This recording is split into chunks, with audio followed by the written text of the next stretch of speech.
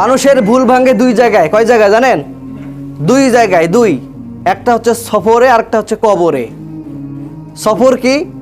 আপনি কোথাও গেলেন, ঘুরতে গেলেন, হজ করতে গেলেন, মানুষের বাড়িতে আগুন লাগছে সেখানে গেলেন, এক লোক হার্ট স্ট্রোক করে মারা গেছে তাকে দেখতে গেলেন, এটা হচ্ছে সফর। এটা কি সফর? মানে যে বিদেশে যেতে হবে বিষয়টা এমন না, মানে চলতে ফিরতে যেটা দেখে মানুষ, এটা হচ্ছে সফর। সফরে যদি ভুল ভাঙে তাহলে গুড লাক, ওই ব্যক্তির ভাগ্য ভালো যদি সফরে ভুল ভাঙে। আরেকটা ভুল ভাঙার জায়গা হচ্ছে কবরে। কোথায়? কবরে আপনার ভুল ভাঙবেই। আপনি ওই দিন বুঝবেন যে আমি সারা জীবন ভুল পথে ছিলাম, ওই দিন ভুল বুঝে আপনার কোনো লাভ আছে? আছে বলেন? এই জন্য সফরেই আপনাকে ভুলটা ভাঙতে হবে।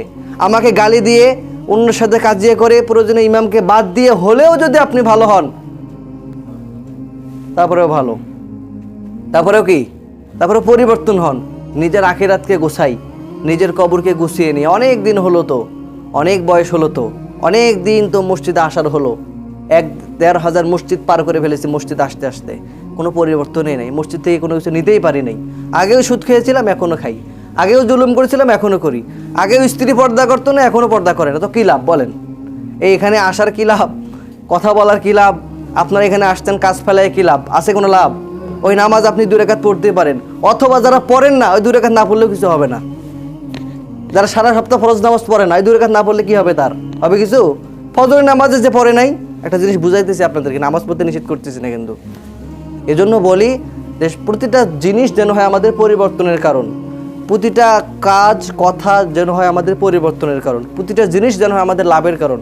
আমার অনেক স্বার্থপর ব্যক্তি আছে, লাভ ছাড়া মুখ পর্যন্ত খুলি না, যে লাভ নেই আমি কি কথা বলবো সেখানে। এমন হয় না? তো লাভ হয় না, আমি কেন যাব সেখানে? আমার লাভ নাই, আমি কেন ওখানে 5 টাকা পান কেন খেতে যাব? আমি আবার 10 টাকা লস, গাড়ির তেল যাবে।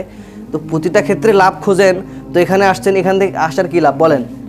যদি পরিবর্তনই না কোনো লাভ আছে? এজন্য পরিবর্তন হতে হবে। জীবনে যাই করি, জীবনটাকে ঘুরিয়ে নেই, আল্লাহ রাব্বুল আলামিনের দিকে ধাবিত হই।